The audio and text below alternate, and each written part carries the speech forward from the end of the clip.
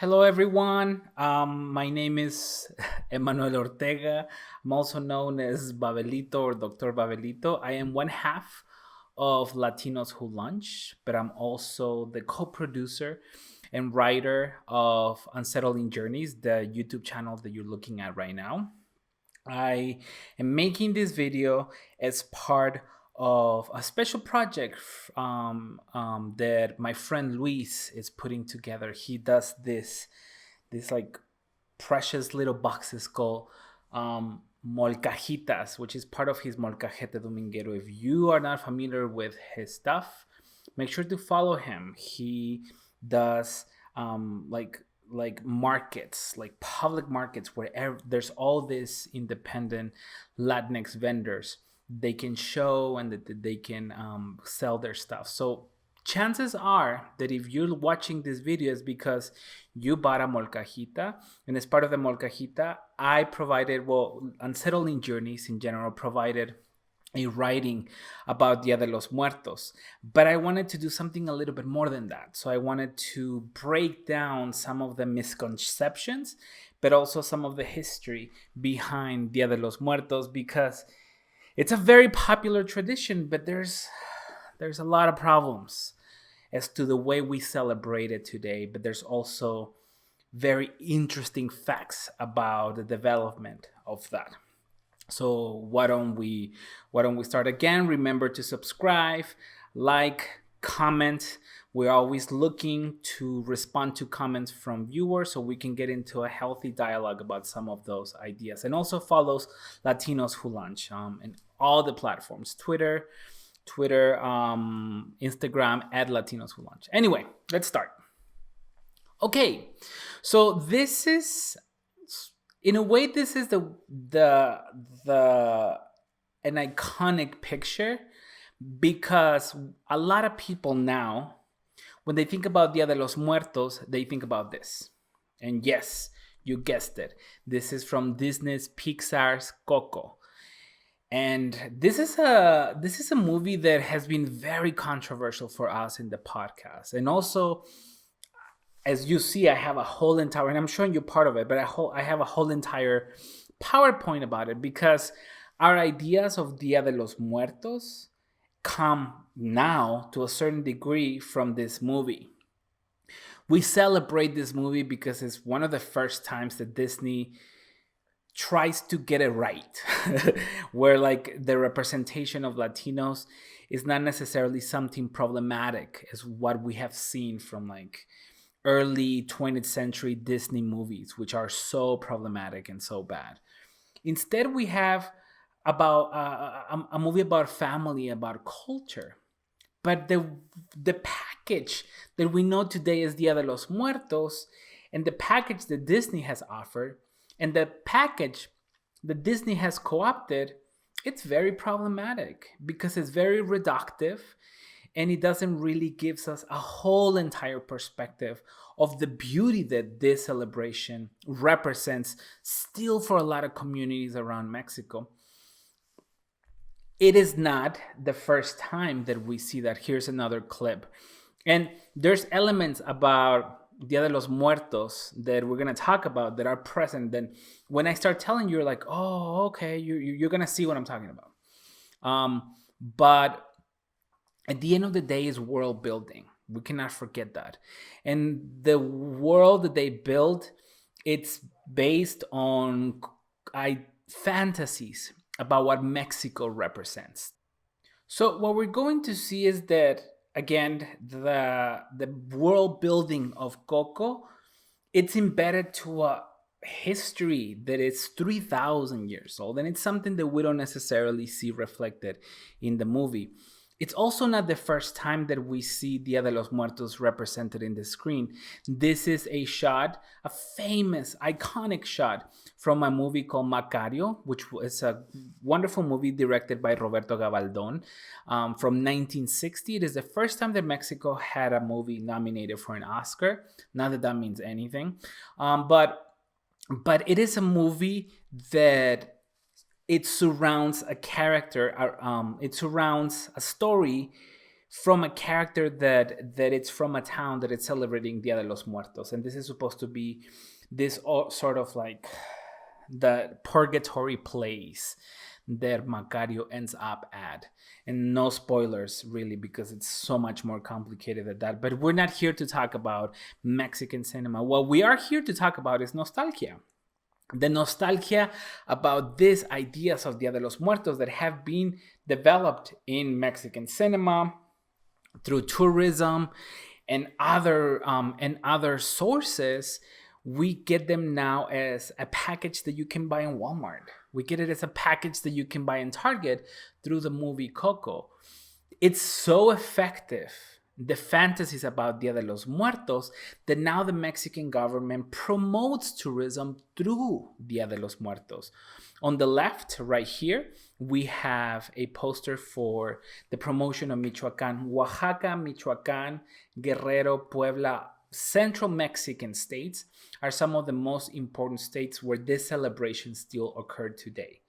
And they occur as they've been happening for thousands of years. Obviously, with colonization, we have that a lot of things change. But also, like in Mexico City, they have a huge Dia de los Muertos parade. And I wondered if I have, yes. But this parade happened because there was a movie filmed, a 007 movie that was filmed in Mexico several years ago. And the props from that parade, from that made-up parade, from that made-up fantasy of Dia de los Muertos are still being used in this parade today. And I'm conflicted because, yes, we are celebrating this and it's important to keep these traditions alive, but it's been transformed to a Hollywood fantasy. And that's the biggest problem that I found with Dia de los Muertos, that we have a fantasy of what Mexico represents, and we want to fulfill that fantasy every time we travel there. But the reality, once again, is that Dia de los Muertos looks very different in different parts of the world. Here you have an altar from a place in a small town in Mexico called Huacachula, and I'll get more into it. And the iconography or the details of this type of altars that are now super popular. There's a huge tourism surrounding El Dia de los Muertos in the state of Puebla because of Huacachula. The details of that date back to the 19th century. This is not an altar. These altars that you have the use of white, for instance. This material that represents the clouds. This sort of columns. These sort of columns are in the shape of columns that you see in 18th century churches, estipite columns. These angels, these little white angels that you see throughout, they've been using the same print of those angels since the 19th century. The use of candles, it's something that got transformed in the 16th century. The idea of having different levels, it's in a way newish tradition. But the celebration of offering dinner to the deceased, the idea that the deceased comes down to earth to party with us, dates back to the pre-Columbian period. And by pre-Columbian, we mean before Christopher Columbus. And there's archaeological evidence that dates back to like 2,000-3,000 years in central Mexico that shows that peoples of central Mexico have been offering votives to their deceased for thousands of years. So it's nothing new. But what we have to keep in mind is that things got changed with the arrival of the Spanish in 1521. In 1519, the Spanish arrived, of course, to the Americas in 1492, but they arrived to Mexico in 1519. The next season of Unsettling Journeys, it's all dedicated to this mythical era, this mythical period of the encounter between the Aztecs and the Spanish.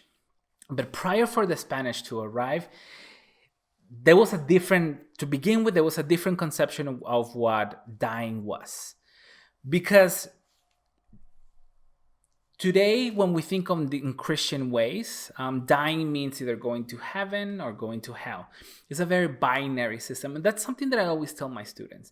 Every time we learn something, anything, that it's filtered through a binary system, good versus bad, black versus white, female versus male. When we think of the world in a binary system, that's already a red flag, because most cultures around the world thought about the world in a completely different way.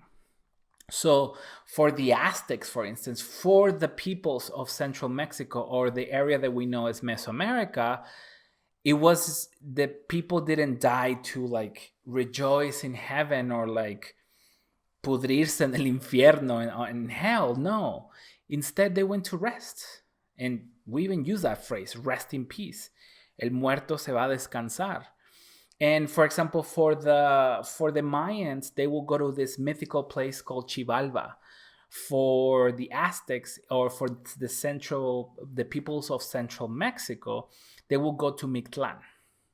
And this is a view from a codex, the Codex Borgia.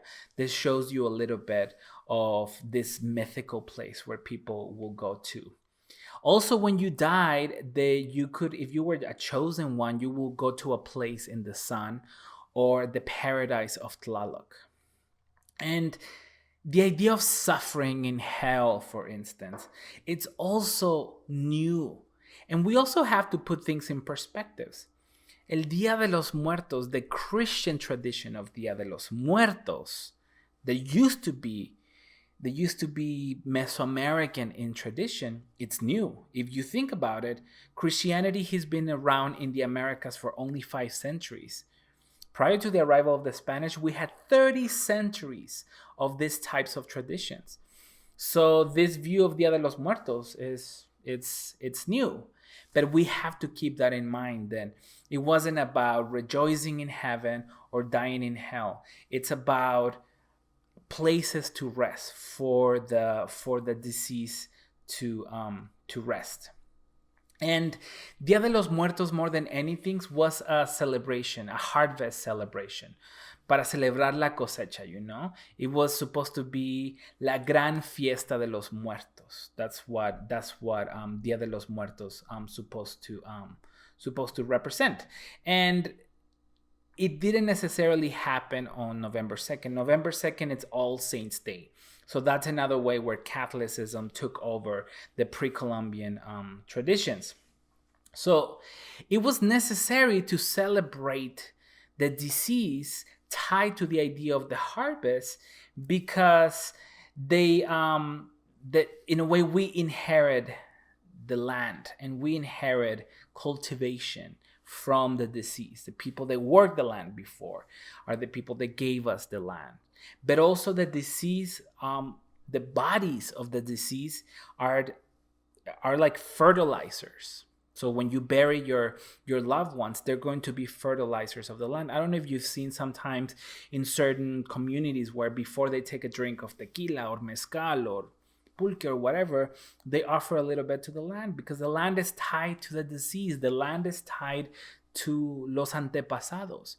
So Dia de los Muertos, first and foremost, it was a celebration of that. It was a celebration of a harvest celebration of the deceased. And because of that, because we're celebrating the harvest that they bring us, we have to feed them. So one essential part of an altar of a Dia de los Muertos has to be food. And here we have a view of pan de muertos. And I don't know if you know, but like, for example, the shape that you see right here on pan de muertos is supposed to be a reminder of skulls, more specifically, the zompantli. And the zompantli in the Aztec tradition was a rack of skulls. So skulls will be placed in this rack for everybody to see. But ojo, the idea of sacrifice, of human sacrifice, the display of human skulls wasn't something negative. When somebody was chosen, and there's different perspectives of sacrifice, and I'm just giving you one. When somebody was chosen, for instance, to be sacrificed, your blood was going to feed the heavens. Just like we're trying to feed our disease, the blood is going to feed the gods. And if you feed the gods, you're going to have good harvest, and you're going to have rain, and you're going to have life. So it's the idea that this life is stationary. We're not here forever. And there's a whole entire cosmos that relates to our existence today. So just like sacrifice was about blood, was about feeding the heavens, and heavens, look at the language that I'm using. It's very Christian, it's very Catholic. Also, Dia de los Muertos. Dia de los Muertos was to continue to a certain degree these cycles. And for that reason, it's a moment para tirar la casa por la ventana, meaning you're just gonna go all out. In places like Huacachula, they spend a whole entire year saving money, putting resources, the communities put resources together in order to get the best altar. And of course, we're extra because the deceased want to be fed and they want to be celebrated. But the way that some of these altars are super extra. But that's just the way that the celebration has progressed throughout the years. We also need to know that Mictlan, we also need to know that Xibalba, all of these places where the souls rested, they are far away. They're actually like the soul has to walk for 80 days. So by the time they die, 80 days over there and 80 days coming back, they're not going to make it back to the party if they died within that year. So in a lot of communities, let's say you died in March, you're not going to be celebrated in that year that you died. You're going to have to wait a whole entire year to be celebrated. So, and that's something that is very common. I see a lot of altars that are done to celebrities that died week before. They're like, oh, so-and-so died last week, so let's gonna make an altar. No, you have to wait because they have to walk to the place of rest to rest and then come back, right? And what's happening right now is that we are commemorating 500 years of the first attempts from Catholicism to destroy these traditions. But instead of thinking about Dia de los Muertos as like, oh, the fantasy of exotic Mexico, we have to think about Dia de los Muertos as a celebration, a commemoration of resistance. Because even though obviously altars and Dia de los Muertos look completely different today, the idea of celebrating a tus muertos, celebrating your deceased, offering them a dinner party once a year, it's something that has been around again for over 3,000 years. And we also have to keep in mind that altars look very different from around the world, around Mexico. There's places, for example, in Guerrero, in Acapulco, where they make altars, and instead of laying everything on the table, they actually put the ofrendas hanging from the actual altar. And the idea is that the souls sometimes are not able to see what's on the table, so you have to hang it from them. And that's actually a clue about everything that we find within the altar pieces. We have, for example, that the use of the flowers, the marigold or the cempasúchil. It's a flower that has been used in Mesoamerican tradition for thousands of years. From Teotihuacan, which was a mythical city way before the Aztecs, thousands of years before the Aztecs, they have found sculptures that actually have the shapes of marigold. So marigold is important because it's the most fragrant of flowers. It is the most colorful of flowers. Besides the food, a lot of the objects within an altar is supposed to be ways to attracting the souls onto your party. So basically, the person that has the shiniest party, that's where you're supposed to go at, right? So there's fireworks in the mornings, for instance. And the sound, the boom of the firework is supposed to attract the souls into the earth, into your altar, like inviting them. The cempasúchil, that's one of the main ideas behind that. And because it's a party, you gotta have some drinks. So depending on what the deceased like. So when I die, I want to have mezcal and IPA beers, double IPA. That's what I like. So write it down. So by the time somebody does my altar, that's what I want. And again, thinking about cempasúchil, it's something that it's that even the root of the word sempa means 20, and suchil means, or xochil means flower. So cempasúchil is the flower of 20 petals. And there's a whole entire industry surrounding the cempasúchil in Mexico. Not only you put it in your altar, but you actually make like a path of petals of cempasúchil. They go from outside the house into the altar. So there's places like Huacachula, as I was mentioning, where you walk around the town around Dia de los Muertos, because it's not one day, by the way. It actually lasts several days, that you see people, you know where an altar is. And now the tradition has changed. So you can go from house to house, and wherever you see the petals, that's a way to not only inviting the deceased into the altar, but also inviting people to come and look at your altar. So they open this to the rest of the world. And again, once you go inside of these spaces, we have to this is what we see. And they're super, super, super complicated now. Again, it's a combination of pre-Columbian aesthetics or pre-Columbian ideas. It's a combination of Catholic ideas. It's and notice, for example, that a lot of these altars actually have 7 layers. There's a wonderful talks by one of the leading authorities of to study the archaeology and the anthropology of these altar pieces. His name is Eduardo Merlo. This is where I got a lot of the information for this talk. And Eduardo Merlo talks about how this idea of having different levels, some are the heavenly levels and some are the earthly levels. It's something that was introduced with Catholicism, but the reality is that an altar is supposed to have, like the food, the drinks, the cempasúchil. It has to have a lot of light, because all light, it's always present. It's supposed to be, once again, a celebration. So prior to the arrival of the Spanish, there were no candles. Instead, you had ocotes or pine cones. They will light the pine cones, and that will be used to bring a lot of light into the altars. The Spanish arrived, they brought wax candles, and that's what you see. And they're so prominent at places like Huacachula and other parts in Mexico. There's a whole entire industry of creating these gigantic and beautiful candles. You gotta have flowers. You gotta have food. And these are not pretzels. I know what you're thinking. You gotta have all these elements. And in a typical altar that it has been affected by all of these different traditions, you have the realm of the land. And this is where you find fruits and vegetables and drinks and a picture. If you notice, it's hard to tell, but a picture of the deceased.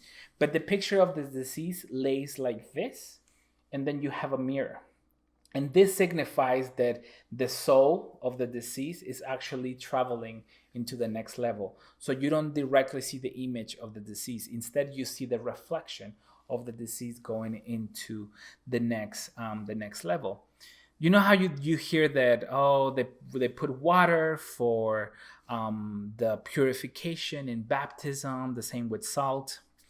All of that are the ways in which Catholicism has affected the way that we think about altars. So when you look at an altar today, it's both. It's the way in which Catholicism changed the tradition, and in the ways in which the pre-Columbian traditions have survived. You have that the celebrations start as early as the 28th. In some small communities in Mexico, for instance, the ones that die tragically, like in car accidents and things like that, they are celebrated on the 28th. They basically give them more time to party because they left us in a tragic way. And then after that, we're going to see the celebration of those that died, something related to water. So diseases of like a bad cold or like the flu, for instance, something that is related to water, people that were drawn, those people that went to the paradise of Tlaloc, they are celebrated after the ones that died tragically. And then you have the celebration of children. And here I have a picture from Oaxaca. Remember I told you how, for instance, the souls will be called onto the earth through fireworks, through flowers, through different, like the light of the candles, etc., etc. Kids are called down to earth with kites.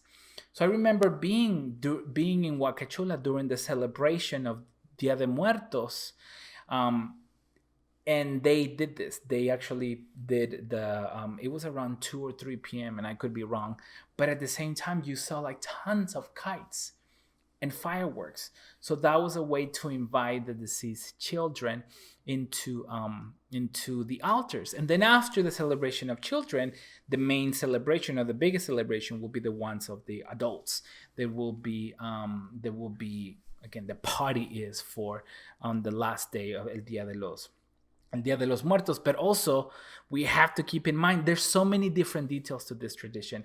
As Eduardo Merlo mentions as well, he talks about how if you have a child that died before he actually ate food, I mean, if it was during the stage where he was still being fed by the mother as opposed to actual like food, they were not necessarily, they were not coming down to eat your Dia de los Muertos bread.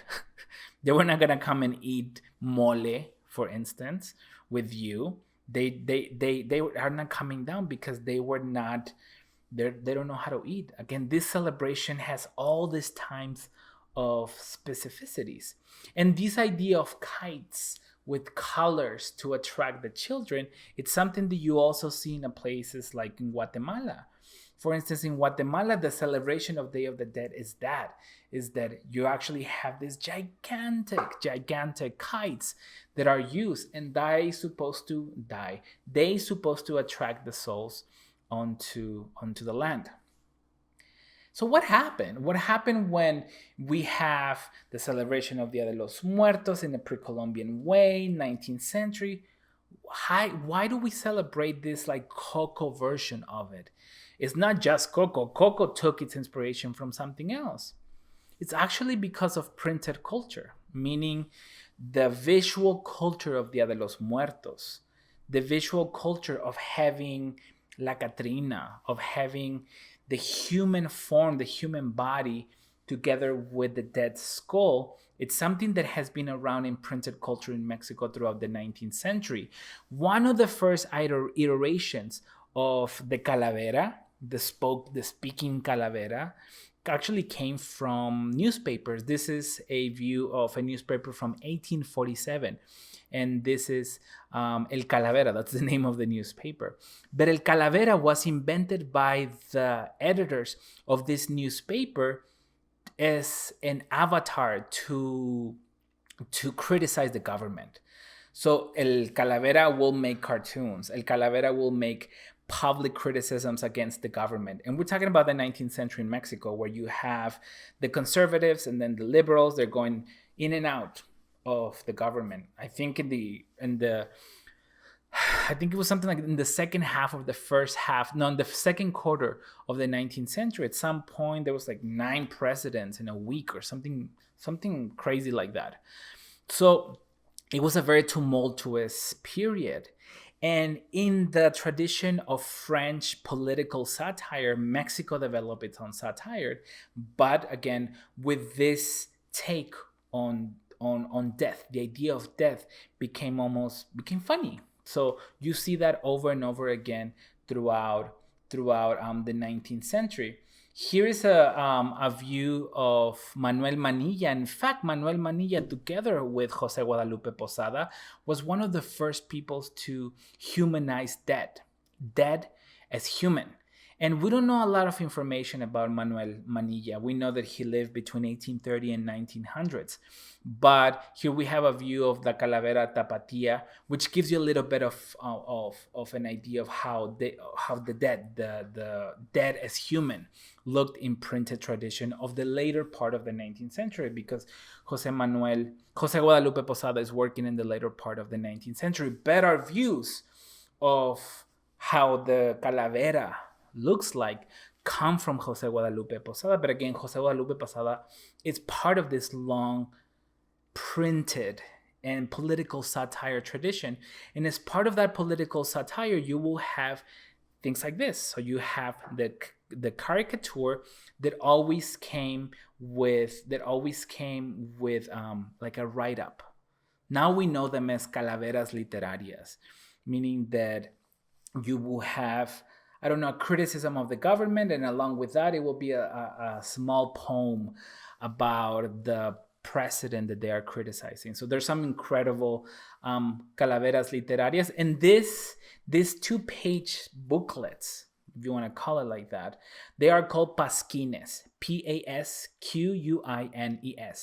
The pasquines literarios will be widespread. You could go to the store, you could buy a pasquin, and the pasquin you will have dead as human, you will have a calavera, and then you will have a small verse.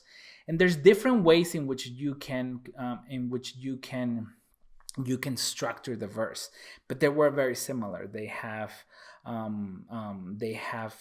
it could be short little verses about the person, I don't know, making fun of the person, the way that a person could possibly die, and et cetera, et cetera. They're really interesting. I remember when I was in school, in la secundaria, in la primaria as well, they will make us write little calaveras for our friends. And it wasn't like, you're wishing them death. It wasn't like that. It's just that generally speaking, there's like a different way in which we deal with death, right? And that's not to fantasize or exoticize us as a culture in Mexico, but the way that we were introduced to these ideas was through a literary perspective.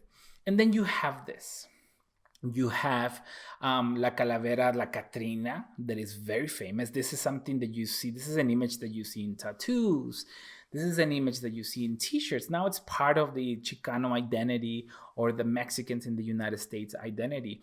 But we also have to understand that this is a calavera that also was created as part of these pasquines, as part of these folletos that were very common in the late 19th and early 20th century. And again, the very first write-up, a calavera, the first calavera literaria, was actually introduced to Mexico by a Spanish writer. His name was Fernán González de Eslava.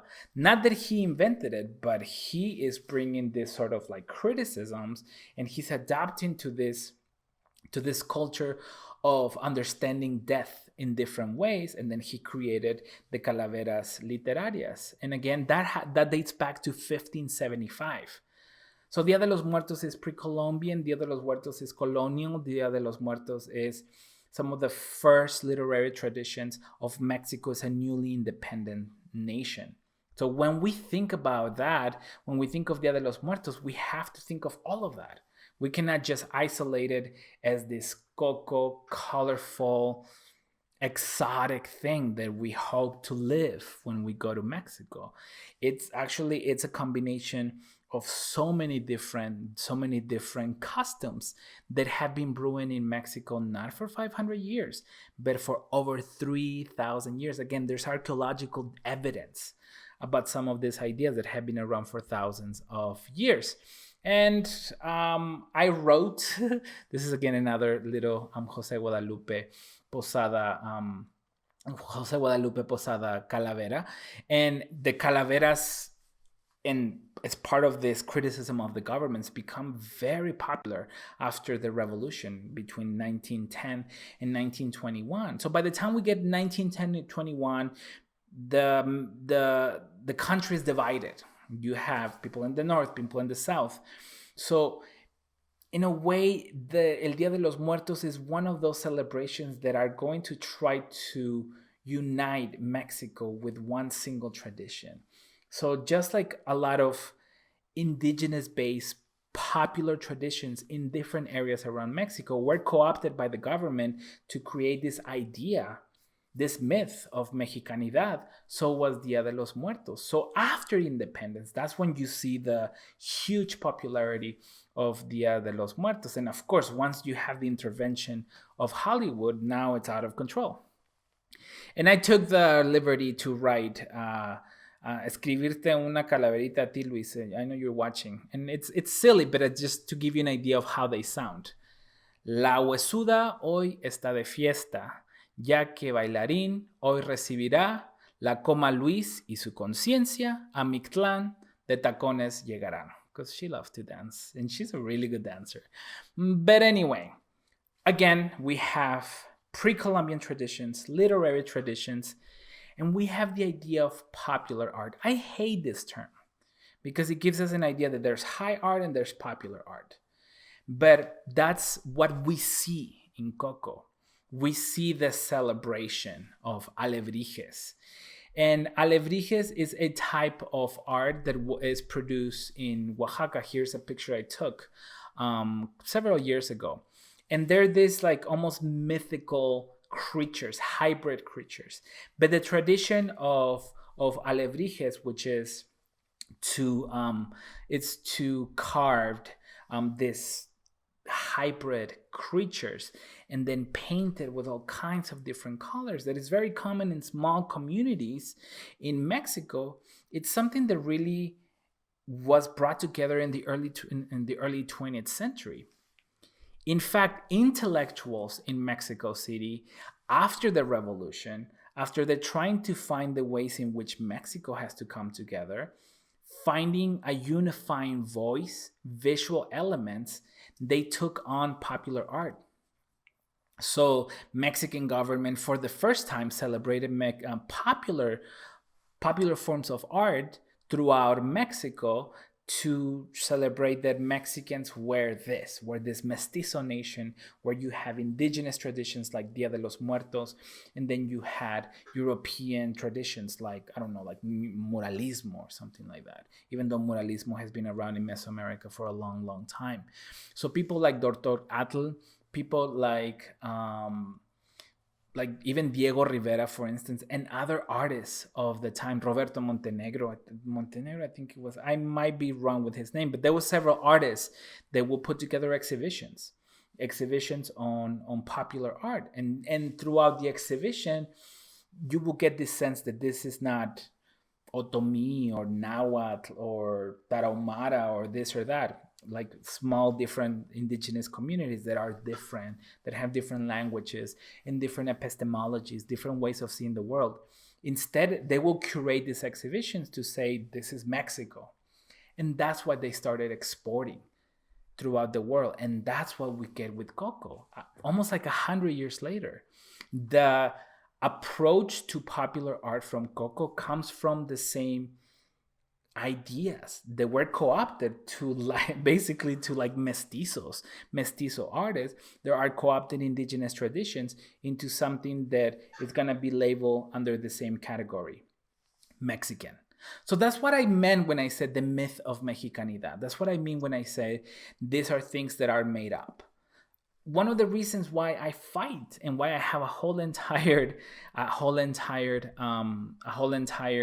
PowerPoint based on Coco, it's because Coco is the culmination not of 5,000 years or 3,000 years or 5,000 years of tradition. No, Coco is the product of 100 years of the ways in which indigenous cultures have been diminished, dismissed, but also co-opted. And this is a problem in Mexico that for a long, long time, indigenous cultures were only used to create a sense of identity. But the discrimination against those communities is still present to this day. And receiving this package, the Coco package, the Dia de los Muertos package, that has the Catholic and the fantastic and the exotic and the popular art, and the printed tradition that we get all into one single package that is a movie, it creates ideas of authenticity. And authenticity, this is from one of my advisors, Kirsten Pye Buick. Shout out if you're watching, Kirsten. She mentions in some of her writings, she says, quote, "The authentic, as numerous scholars have pointed out, is culturally constructed category created in opposition to a perceived state of inauthenticity. The authentic serves as a way to imagine and idealize the real, the traditional, and the organic in opposition to the less satisfying qualities of everyday life. So when we seek for the authentic Mexican food, the authentic Italian food, it's supposed to be divorced from our realities. But more than anything, when we watch Coco and we're like, oh, I recognize those pyramids, it authenticates us as individuals. And that's where the success of movies like that come from, because we have ideas of the pre-Columbian world, right? We have ideas of colorful Mexico.